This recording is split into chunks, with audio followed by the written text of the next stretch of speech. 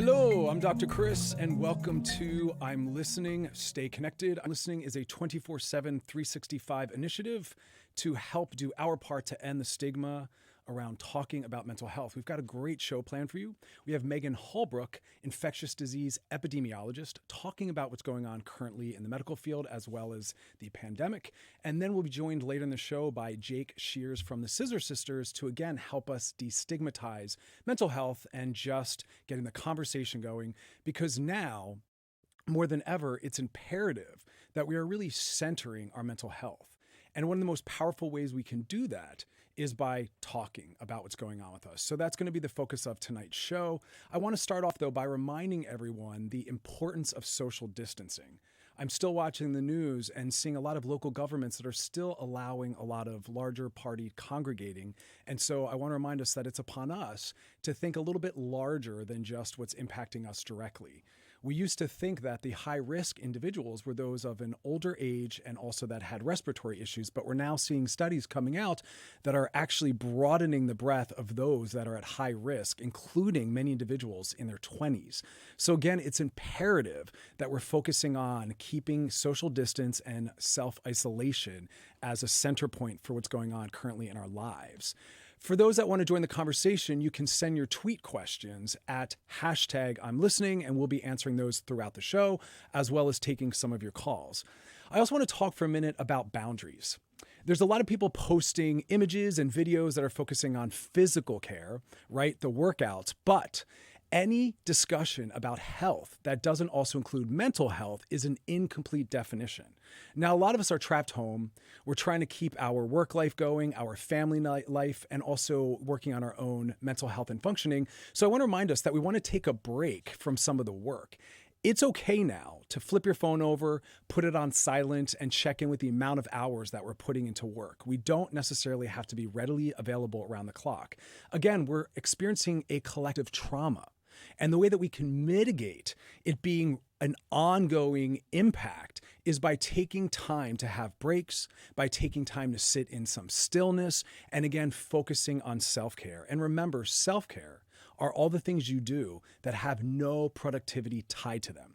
So I'm imploring all of you, I'm supporting all of you, and I'm actually prescribing for all of you that I want you to take time away from individuals. I want you to take baths. I want you to go for walks away from individuals. I want you to eat all the things that are making you feel grounded. I want you to give yourself a break around the dieting and some of the working out. I want you to do the puzzles. I want you to do all the things that bring you joy and bring you some happiness.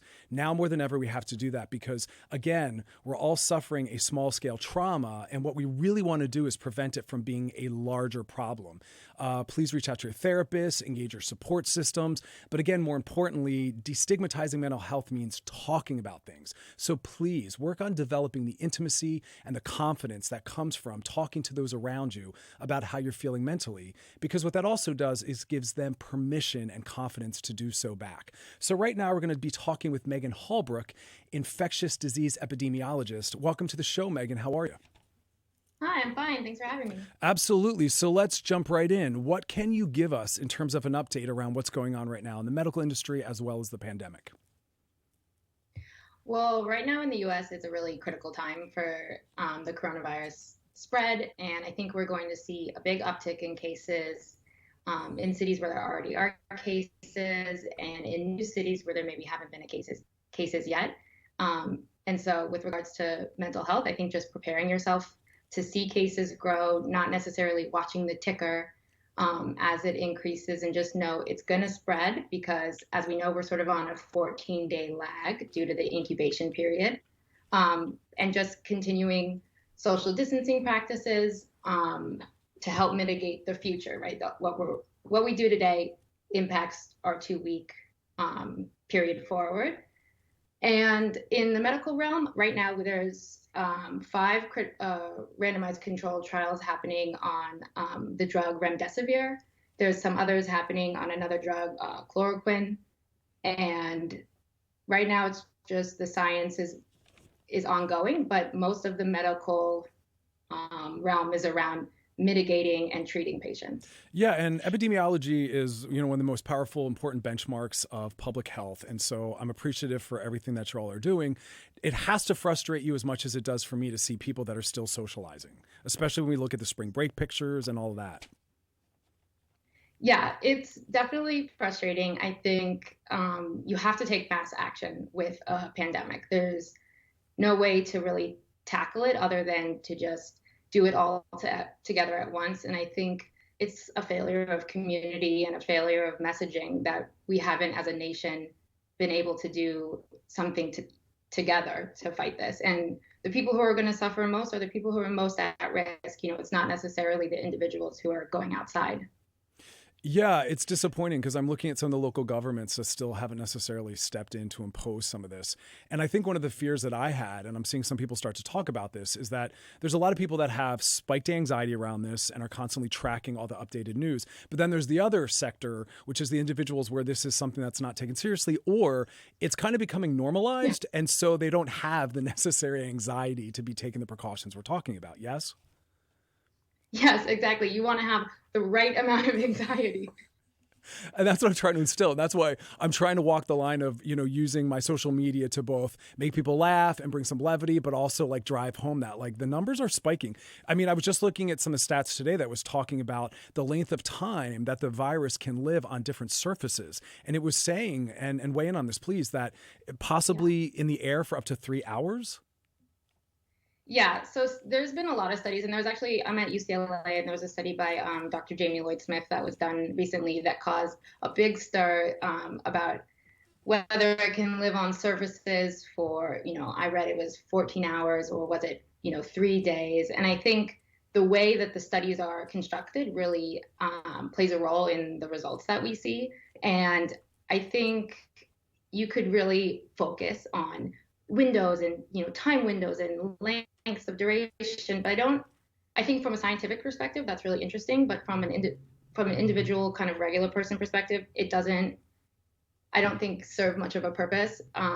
You want to wash your hands frequently, you want to disinfect your house, make it every day. You don't need to set an alarm for a period of time based on a study that you read.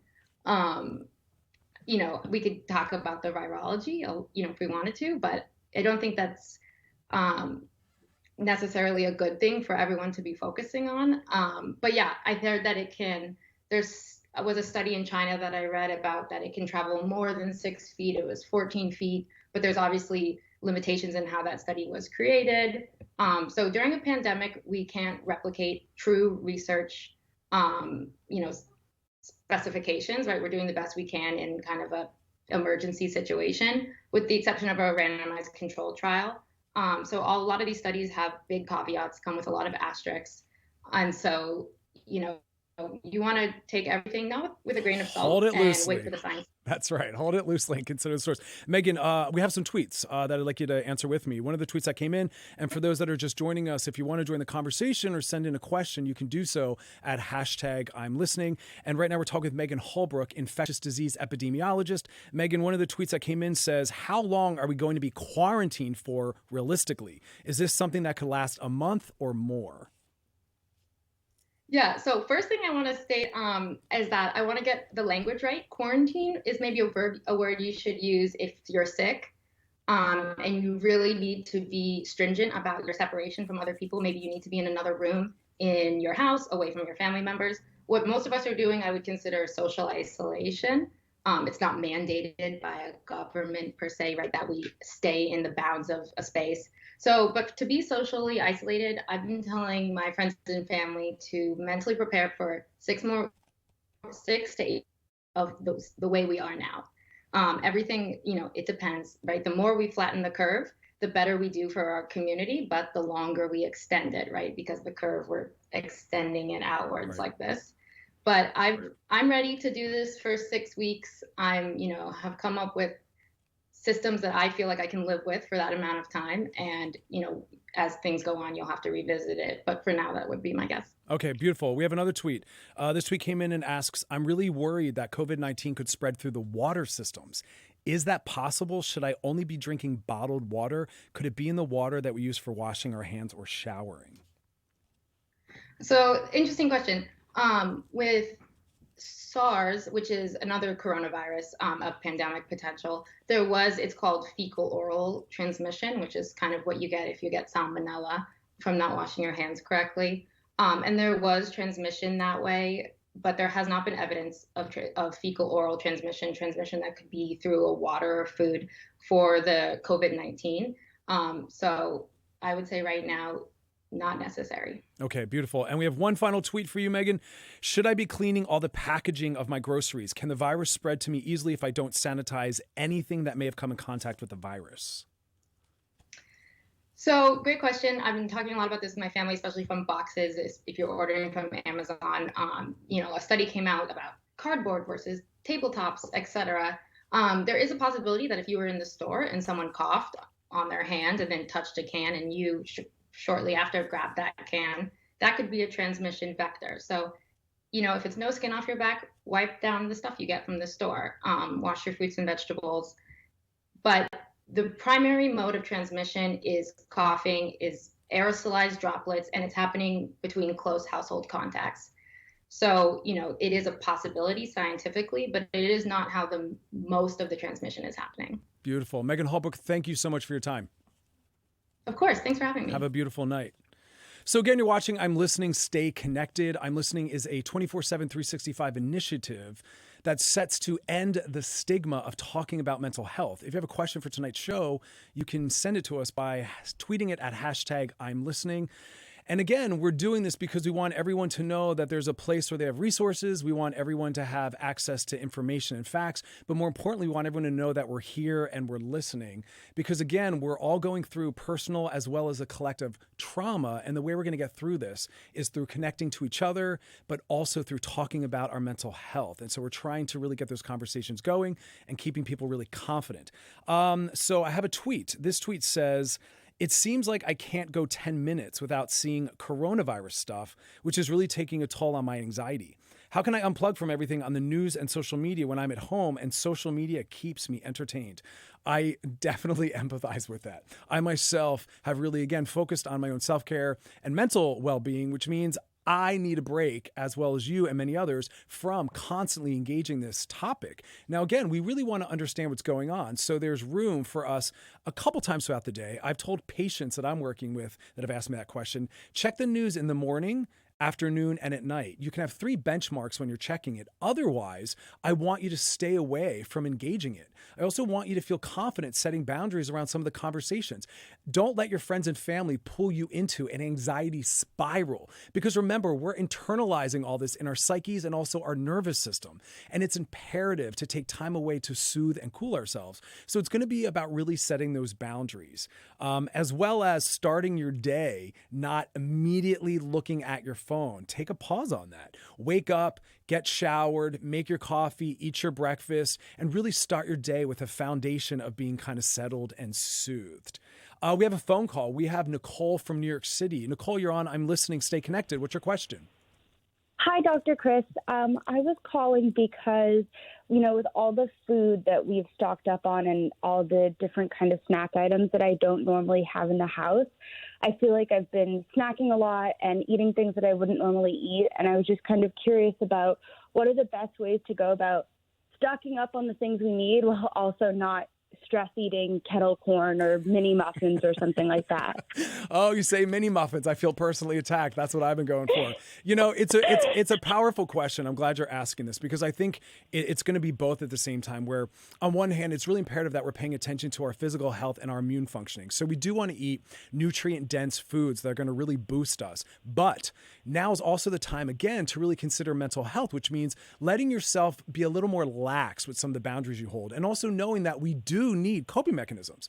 We are dealing with something that is far bigger than what we have the internal resources to cope with. So it's okay to be sleeping longer, to taking naps, to wake up later, to maybe eating a few more things than you wouldn't normally eat. I want us to really back off of over-analyzing ourselves and being overly structured. So focus on the bulk of your diet being some nutritious foods, but give yourself a break and let yourself enjoy some of those other foods. Thank you. I really appreciate that. Yeah. Have a good night, Dr. You too. Chris. Be well. We have one final tweet. This tweet says, is it okay to go to a friend's house to just hang out and watch movies? I'm in need of human contact desperately, but I don't want to put anyone, including myself, at risk.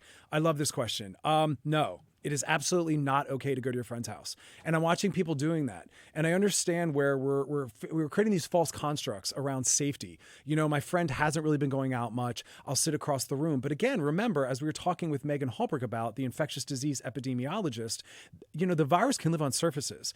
And it's going to be most transmitted not via us directly coughing in someone's face, but spreading the droplets to our hands and surfaces that then transfers it. So no, it's really important that we are focusing on social distancing and also self-isolation. So please stay home. This isn't going to be forever. And the better we are at holding those boundaries, the shorter it's going to be that we're going to have to separate ourselves from people. I understand and respect that we need touch, we need time together, we need eye contact, but we're going to have to utilize what we have, which is social media, our phones, FaceTime, sending pictures, Skype, all these different things that we have available. So no, please do not go to your friend's house. It's just not the best time for that. All right. We are now going to be talking with Mr. Jake Shears from the Scissor Sisters, talking about mental health. Jake, what's going on, buddy? How are you? What's up? Hi. Excellent. Thanks. How you doing? I'm really well. I'm so thankful you were going to join us tonight. Oh, thanks for having me. I appreciate you contacting me. Yeah. So one of the things we're really trying to do at the show tonight is destigmatize talking about our mental health. I want people to get really confident, comfortable talking about it. So the first question I want to ask you is, how is your mental health right now? How are you feeling? It's pretty good. I think the number one thing that I made sure that I took care of was to get all the meds that I needed, right away and kind of stock up on stuff. And that's what I would, kind of recommend to anybody, is just to make sure that you've, first of all, got any medication that you're taking, to have it accessible and have as much of a surplus as you can. Yeah. And I think that's really important to point out. We get out now, because what we're really trying to talk about endlessly is people staying home as much as possible. So if you can kind of round it all up with one trip out of the house or do as much as you can, it's going to be helpful. Yeah, but I'm doing great. I'm here with my boyfriend and my dog. We've just been having a really nice time together. I feel like it's a really great opportunity right now to kind of bond with your lovers and your partners that you're with. And, I feel like I've kind of been learning some stuff. It's a very unnatural sort of way of living for a minute. And it's like something that we've all got to really get used to and sort of get our head around. But I feel like I've been learning quite a bit just from this scenario. I love that. Trying to add like a little bit of a positive spin, because I think there is some beauty to be found in some of these moments, right? And kind of what you're saying, where we're learning about ourselves, we're learning about our relationships. So are you two practicing a lot of time together, but also taking some time apart while together? Absolutely. Organizing time apart, organizing time together, getting up in the morning, making sure, getting all the stuff we need to take care of right away, and then get our work done, spend a couple hours or a few hours just doing the stuff that we need to be doing, work-wise, and then making food, having lunch together, just kind of sort of organizing the day in a way where we have time apart, and being able to also read each other's kind of just, learning to read each other better, to know when to sit back, knowing when someone needs sort of time on their own. It's hard too in small spaces sometimes, to feel like you've got distance, but really trying to make the space as malleable as possible for each other. Yeah. Because again, a lot of conflict can come up when you're with them around the clock. All those little things. Yeah. The best, the most amazing thing that I feel so fortunate that we've got is my little dog, Toby. And I think that pets can really, they are an amazing buffer and a really great, I don't know, they're really wonderful to have at moments like this. That's beautiful. And so as far as just your art, are you feeling as though this is also inspiring some of your music in a way that you hadn't before? Not at the moment. Okay. At the moment, I've just kind of been trying to do things that I enjoy doing. Like I've been playing a ton of video games, been just catching up on Red Dead Redemption 2 and Resident Evil 2 and, Doom Eternal and just like having fun with that kind of stuff and reading a lot of books. These are things that I just love to do. So I've really not been worried about getting any work done, or kind of, I've not been stressed out about that. But as time goes on, I definitely think that's going to be something that I'm going to really start building into my own schedule. And that'll be something that I'm going to start getting. I'm going to get bored enough to where that's what I'm going to want to be doing. But for now, I'm just letting myself get bored and not really, and sort of just, keeping my awareness about what's going on, what's happening. I just think that's really important, and staying home and staying away from everybody. Yes. I think is just like the bottom line. Yes. And really being super conscious. And that is hard in, more dense environments and more dense cities. And I'm in New Orleans right now. And, this town, I got to say, it has been really tough for this town because everybody, this is the friendliest city in the country. People just love to hug and touch and talk and be close to each other. And it's been very abrupt and strange for everyone here, I think, to be cutting that off. And, I've really been trying to encourage my friends and everybody I know to take that really seriously. I'm glad to hear that. I'm watching some people posting pictures here in LA where they're hiking, and it's beautiful. I tell people, go for walks, get some fresh air, get some sunlight. But unfortunately in LA, we still don't quite have it down where they're doing it in packs of like 8 and 12, and there's like inches apart. And I'm like, you guys. So the mayor and the governor have started shutting down the parks because if you can't play nice with your toys, you got to have them taken away. Yeah, no, it's really not. It's if you want to go to a park or something, if it seems like if it's too many people there, turn around and go back from from where you came from. It's like, these parks can be great environments, but if there's a lot of people there, you've really got to keep your distance if you're out there exercising. I went out the other day and I was able to kind of be in the middle of a field in a park near Tulane, and that was great, but there were spots in the park that I saw that there were kind of congregations of people, and that's really something to watch out for. And, I decided that I'm not doing that anymore. I'm just not even exercising outside at this point. I'm taking my dog for walks, and that's about it. And I love that. I mean, we're in our culture, we're so obsessed with our worth and value being tied to productivity and getting things done in structure. And so I like hearing someone like you who's really busy, have a lot going on always, saying like, I'm giving myself the time to just do nothing. And I think that that's imperative right now for mental health. Yeah, and to get your head around what's happening, because this is really a very, it's a really serious moment. And I think, it's good that we can kind of entertain each other on social media and be funny and make each other laugh. At the same time, a dear New York, a beloved New Yorker passed away this morning. I saw that. And that's just made it it's sobering. You know what I mean? It's sorry about that. It's okay. It's just a sobering moment. It's suddenly just everything is, it's very real. And I think that it's just good to give yourself time to kind of get your head around that. We don't need to be necessarily writing, our great novel right now or making hit songs. I think that'll come with time, but definitely it's not the time to beat yourself up over it. Beautiful. Jake Shears, thank you so much for being with us tonight.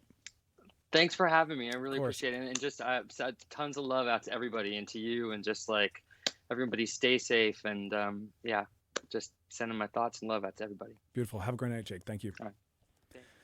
All right. You're listening to I'm Watching, Stay Connected. I'm Listening is a 375 24/7 initiative to do our part in ending the stigma about discussing mental health. If you want to join the conversation, you can do so each night at hashtag I'm Listening. We have another tweet. Tweet says, my dad isn't doing well as it is, and I'm panicking about not being able to be there for him if things take a turn for the worse. How do I cope with my worst fear of losing him before I get to see him? I feel helpless. A lot of us are, really sitting in that struggle as well, with the need to be social distancing, and a lot of mental health facilities, a lot of elder care facilities are not allowing visitors in order to protect the vulnerable inside. And so many people are trying to get as creative as possible so that they can engage their loved ones.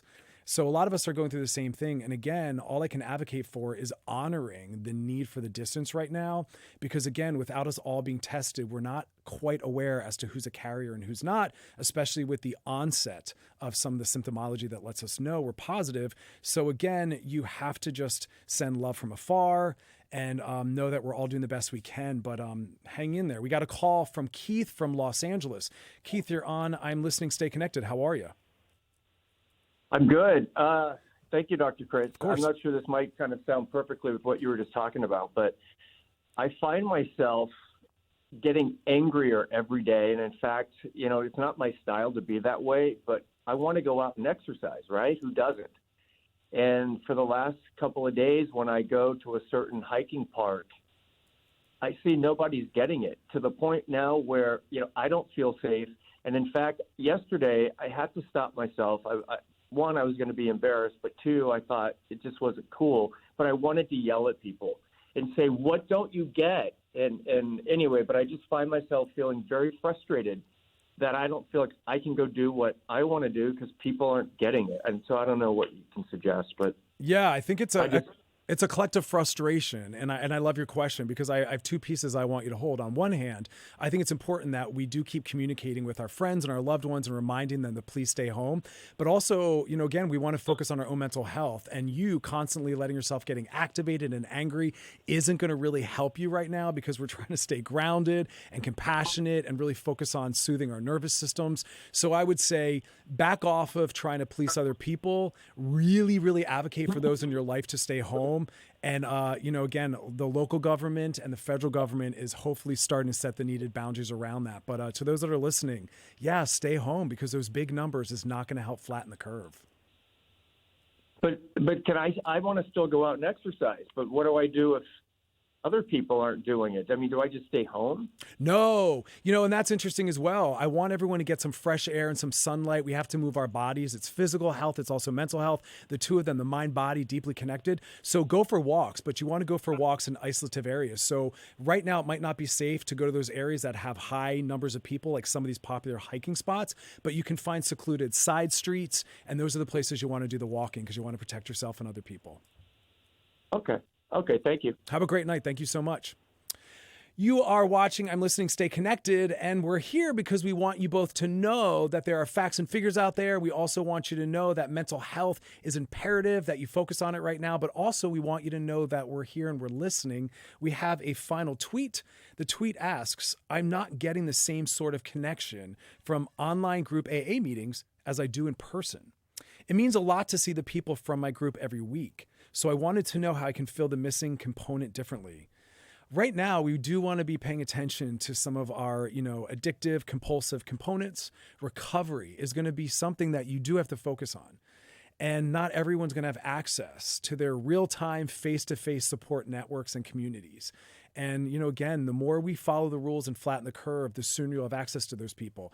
I'm thankful to see that many mental health organizations, many therapists, and also many 12-step programs are offering teleservices and online meetups. So Google in your local area and find the AA meetings. And if you can't find ones that are local, there are global ones available, but also get some of your sober friends together and do some of those group hangouts. Because if you yourself are struggling, think about all the other people that are at home really struggling without the access to the resources they normally use to really ground themselves and focus on their, mental health care.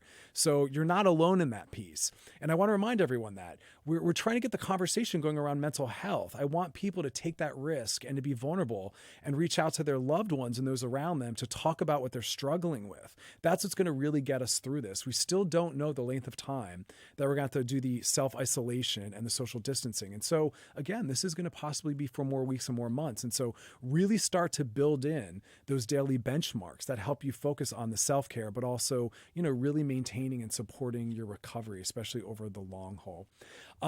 If you have a question, you can do so by tweeting it at #I'm listening. And tomorrow's show we are going to be having Jay Rodriguez, the original Queer Eye and also former host of our morning show, talking about insomnia. A lot of people are talking about the fact that there's time creep. They don't have the normal structures throughout their day, and they're having trouble settling themselves down and falling to sleep. So we'll be tackling that, and of course, all your Twitter questions. Thank you for joining us. We're going to end the show by posting some resources, so please reach out and get the support and care you need. And we'll be back tomorrow at 5 p.m. Pacific Standard Time. That's 8 p.m. Eastern. Thank you all for joining us. Send you guys a lot of love and care.